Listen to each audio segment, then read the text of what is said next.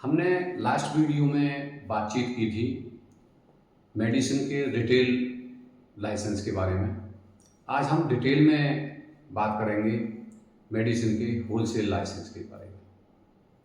तो आज डिटेल में चर्चा करेंगे कि होलसेल ड्रग लाइसेंस क्या होता है, ये कितने प्रकार के होते हैं, इसके लिए जगह का सिलेक्शन कैसे किया जाए, कहाँ खोला जाए, इसमें डॉक्यूमेंट्स की रिक्वायरमेंट क्या क्या होती है, कितने फंड की ज़रूरत पड़ती है और इनकम कितनी तक हो जाती है।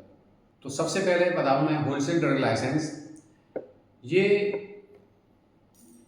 जिले लेवल पर होते हैं, जहाँ सबसे पहले जैसे गुड्स जो है डिस्पैच होता है कंपनी से C&F के लिए, फिर C&F से स्टॉकिस्ट के लिए जिनके होलसेल के ड्रग लाइसेंस होते हैं, और जो होलसेल ड्रग लाइसेंस यानी कि स्टॉकिस्ट जो होते हैं कंपनी के, वहाँ से फिर रिटेलर को बिलिंग की जाती है, रिटेलर को सप्लाई किया जाता है, या डॉक्टर्स के नाम पर बिल सप्लाई किया जाता है, गुड्स सप्लाई किया जाता है, या हॉस्पिटल्स में जो मेडिकल स्टोर होते हैं उनको सप्लाई किया जाता है। तो होलसेल का काम होता है कि वो जो है डिफरेंट इन पॉइंट्स पर मेडिसिन को सप्लाई करते हैं, और जो कंपनी के मेडिकल रिप्रेजेंटेटिव्स होते हैं वो स्टॉकिस्ट को ऑर्डर देते हैं। अब बात करते हैं कि होलसेल ड्रग लाइसेंस कितने तरह के होते हैं। तो ये दो तरह के होते हैं। नंबर एक, प्रोप्राइटरशिप फर्म, जिसमें कि कोई भी पार्टनर नहीं होते, ये स्वयं ही मालिक होते हैं, और उसको प्रोप्राइटरशिप होलसेल का ड्रग लाइसेंस कहते हैं, प्रोप्राइटरशिप फर्म कहते हैं। दूसरे होती है पार्टनरशिप फर्म, इसमें दो या दो से अधिक पार्टनर होते हैं, और इसमें एक कॉम्पिटेंट पर्सन होता है जिसके मेन डॉक्यूमेंट्स लगते हैं जब होलसेल का ड्रग लाइसेंस बनवाते हैं। अब बात करते हैं कि होलसेल ड्रग लाइसेंस कहाँ खोलने चाहिए। तो इसमें सबसे पहले तो कोशिश की जानी चाहिए, जो भी थोक के मार्केट होते हैं होलसेल के लाइसेंस, जहाँ बहुत सारे थोक विक्रेता होते हैं मेडिसिन के, वहीं पर लाइसेंस होता है तो अच्छा रहता है।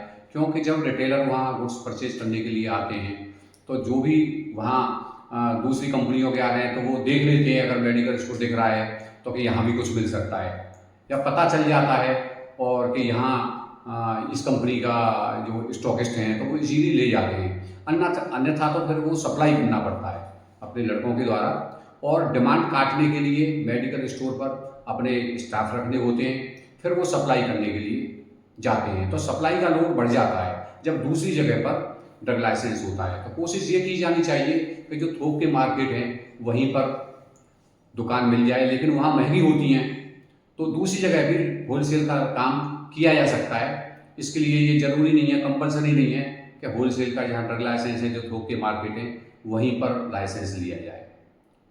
इसके बाद बात करते हैं हम कि इसमें कितने फंड की ज़रूरत पड़ती है।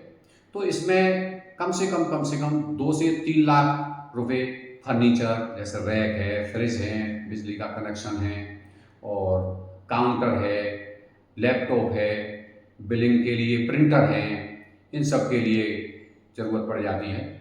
और कम से कम 20 से 25 लाख, 10 लाख रुपए से लेकर के 25, 30 और 50 लाख रुपए तक, जितना भी अपना बजट है उतना मेडिसिन की परचेज करने के लिए ज़रूरत पड़ जाती है। क्योंकि थोक में क्या है कि किसी एक कंपनी का भी माल लोगे तो 2, 4, 5 लाख रुपए का जरा सा होता है, तभी बिजनेस की जा सकती है। क्योंकि स्टॉक करने के बाद में आप बेचते हैं तो टोटल गुड्स नकद में नहीं बिकता है, उधार भी जाता है, तो उसमें भी इन्वेंट्री रखनी पड़ती है। एक बार उधार बेच दिया, उसके बाद जब वो पेमेंट आ जाएगा तो तब तक हमें गुड्स तो अवेलेबल रखना है। तो इसलिए होलसेल के काम में ज़्यादा पैसों की ज़रूरत पड़ती है। अब बात करते हैं एजुकेशनल क्वालिफिकेशन क्या होनी चाहिए, ज़रूरी डॉक्यूमेंट्स क्या हैं। तो इसमें यदि बी फार्मा है तो बहुत अच्छा, या ग्रेजुएशन है तो वो भी होलसेल का ड्रग लाइसेंस ले सकते हैं। यदि बी फार्मा नहीं है, बी फार्मा या डी फार्मा, तो फिर 1 साल के एक्सपीरियंस की ज़रूरत पड़ती है। जब आप ड्रग लाइसेंस लेंगे तो 1 साल का एक्सपीरियंस सर्टिफिकेट उसमें लगाना होगा। इसके अलावा इसमें पासपोर्ट साइज का फ़ोटो, पैन कार्ड, आधार कार्ड, बिजली और फ्रिज की रसीद, दुकान की रजिस्ट्री अपने नाम से है, अपनी दुकान है तो दुकान की खरीद की रजिस्ट्री के कागज, नहीं तो किराए की रसीद। और इसमें रैक और फ्रिज के साथ में स्वयं के पास और दूर के फोटो। इसके अतिरिक्त ओनर के एजुकेशन के सर्टिफिकेट्स और मार्कशीट्स, हाई स्कूल से लेकर के और हायर एजुकेशन तक की ये सर्टिफिकेट्स की ज़रूरत पड़ती है। और इसके लिए कोई हो सकता है मैं भूल गया हूँ तो आप स्क्रीनशॉट ले सकते हैं। अच्छा, एरिया की बात करें तो इसके लिए जो सरकार के द्वारा निर्धारित एरिया होता है ड्रग विभाग के द्वारा शॉप का, वो कम से कम 110 स्क्वायर फीट का होता है। लेकिन क्योंकि थोक का काम करना है तो एरिया अधिक ही होना चाहिए, नहीं तो फिर गोदाम लेना पड़ेगा, उसका किराया अलग से देना पड़ेगा। और यदि कम एरिया की दुकान है तो फिर गोदाम लेकर के भी अलग से काम चलाया जा सकता है। और इसका जो नक्शा है वो आर्किटेक्ट के द्वारा बना हुआ, स्वीकृत किया हुआ, वो जो है ड्रग इंस्पेक्टर को डॉक्यूमेंट्स के साथ में आपको देना होगा।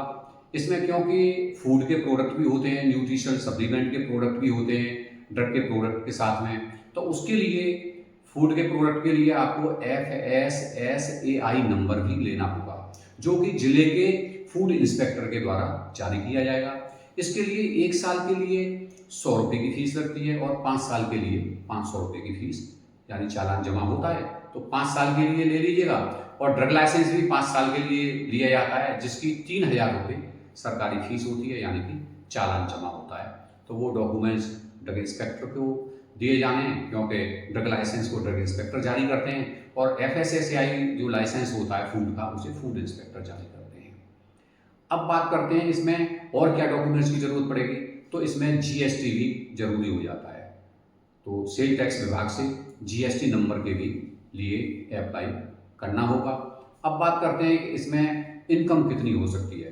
तो जो शुरुआत है होती है, क्योंकि टर्नओवर भी कम होता है, तो टर्नओवर के आधार पर ही इनकम होती है। शुरुआत 50,000 रुपये या 1 लाख रुपये से हो सकती है। और अधिकतम इनकम का तो जैसा टर्नओवर है आपके पास में, आपने कितना पैसा लगा रखा है, कितनी सेल हो रही है, उसी के आधार पर इसमें 5 से 10% का प्रॉफिट आप एवरेज आ जाता है। तो जितना टर्नओवर है 10 लाख, 20 लाख, 50 लाख रुपए तक महीने तक की होलसेल ड्रग लाइसेंस वाले कमा लेते हैं। तो आज के लिए बस डिटेल में इतना ही।